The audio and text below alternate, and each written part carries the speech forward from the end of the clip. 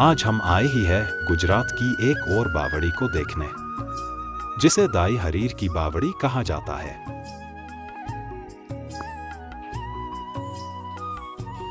प्राचीन और मध्यकालीन समय में भारत के पश्चिमी क्षेत्र के शासकों ने कई बावड़ियां बनवाई थी। इन बावड़ियों का मुख्य उद्देश्य जल संरक्षण था, खास तौर पर भारत के राजस्थान और गुजरात के शुष्क क्षेत्रों में। रिपोर्टों के अनुसार गुजरात में ही आज भी 120 से ज्यादा बावड़ियां मौजूद हैं।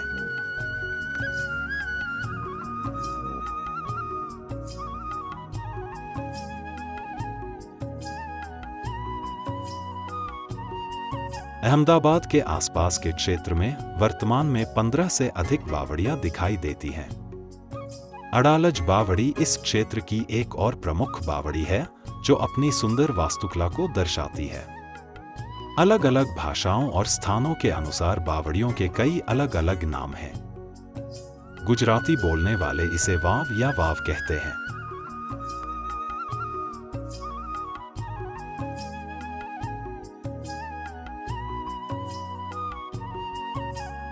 राजस्थान, हरियाणा और गुजरात के अलग अलग इलाकों के मारवाड़ी बोलने वाले भी इसे वावड़ी या बावरी कहते हैं। महाराष्ट्र में मराठी बोलने वाले इसे बरफ कहते हैं। अन्य हिंदी बोलने वाले इसे बौली कहते हैं। दादा हरीर स्टेपवेल का नाम गुजरात सल्तनत के सुल्तान बेगड़ा की गृहिणी ढाई हरीर के नाम पर पड़ा।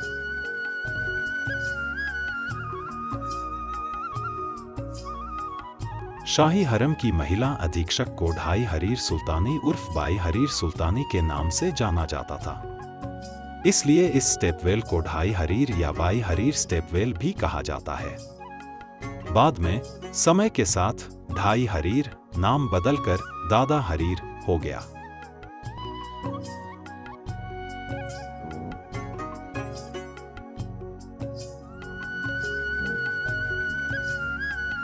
दादा हरीर बावड़ी का इतिहास 15वीं शताब्दी के अंत से शुरू होता है। ऐतिहासिक साक्ष्य एक फारसी और एक संस्कृत शिलालेख से मिलते हैं, जो अभी भी बावड़ी पर मौजूद हैं। दादा हरीर बावड़ी फारसी शिलालेख में उल्लेख है कि बाई हरीर सुल्तानी ने 1485 में बावड़ी की स्थापना की थी। वह शाही हरम की महिला प्रभारी थी।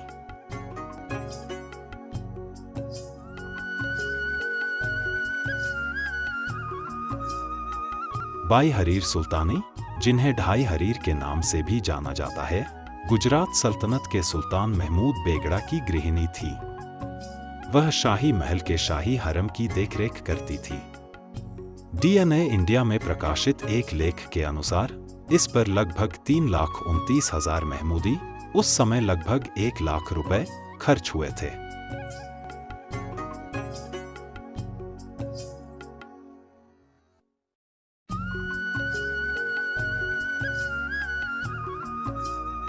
बाई हरीर सुल्तानी ने बावड़ी के निर्माण के लिए पूरी धनराशि उपलब्ध कराई थी। दादा हरीर बावड़ी संस्कृत शिलालेख में हालांकि कहा गया है कि बावड़ी का निर्माण 1499 में हुआ था, लेकिन संस्कृत शिलालेख में बावड़ी की संस्थापक बाई हरीर सुल्तानी के बारे में कोई मतभेद नहीं है। गुजरात और राजस्थान के विभिन्न भागों में सोलंकी वास्तुकला बड़े पैमाने पर दिखाई देती है। दादा हरीर नी वाव उल्लेखनीय रूप से प्राचीन सोलंकी वास्तुकला की विरासत को आगे बढ़ा रहा है। मुख्य सीढ़ीदार कुआं आंतरिक रूप से पोर्च से जुड़ता है, जो इसका स्पष्ट संकेत है।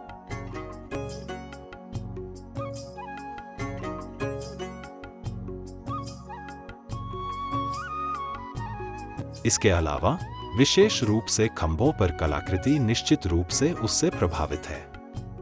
इसके अलावा मस्जिद और अन्य संरचनाओं के गुंबदों का निर्माण निश्चित रूप से इस्लामी शैली का है।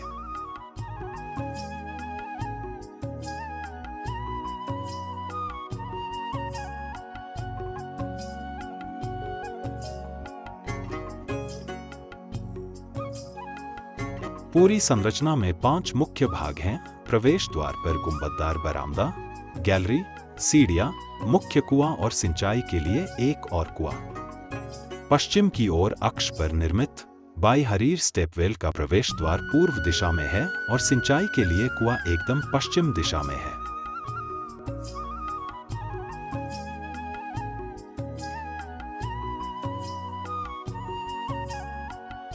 मुख्य कुआं 5 मंजिलों वाला एक अष्टकोणीय ढांचा है।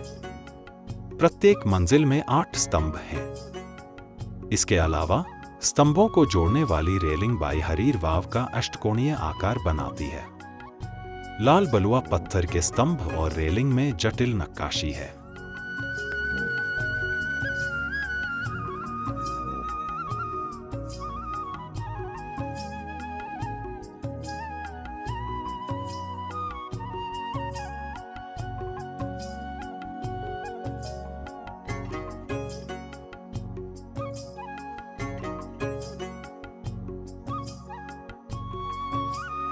अलग अलग स्तरों में 3 अलग अलग गैलरी हैं। बाई हरीर स्टेपवेल की सबसे ऊपरी गैलरी प्रवेश द्वार से शुरू होकर सिर्फ 8 सीढ़ियां नीचे है।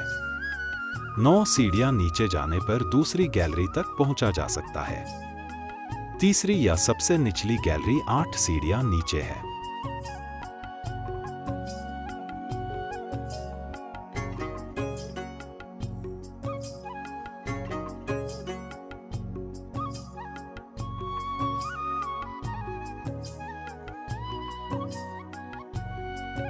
बावड़ी क्षेत्र में एक शाही मस्जिद है जिसे बाई हरीर सुल्तानी ने बनवाया था।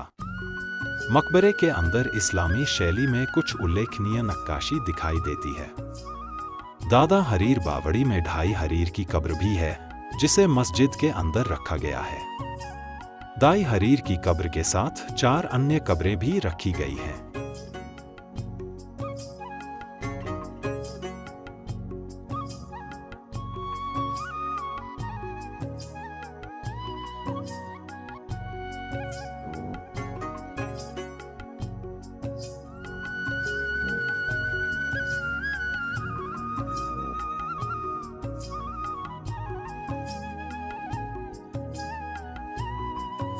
बावड़ी के स्थल का प्रबंधन भारतीय पुरातत्व सर्वेक्षण ASI करता है।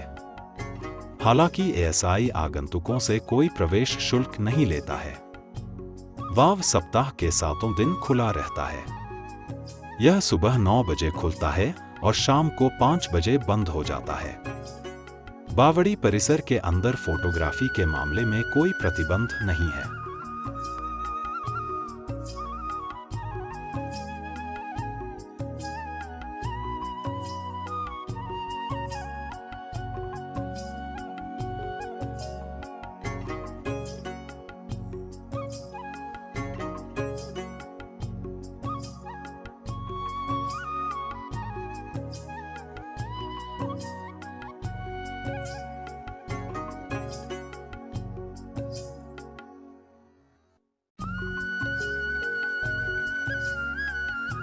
ऐसी ही ऐतिहासिक जानकारी और वीडियो दिखने के लिए हमारी चैनल को सब्सक्राइब करें और वीडियो को शेयर करें।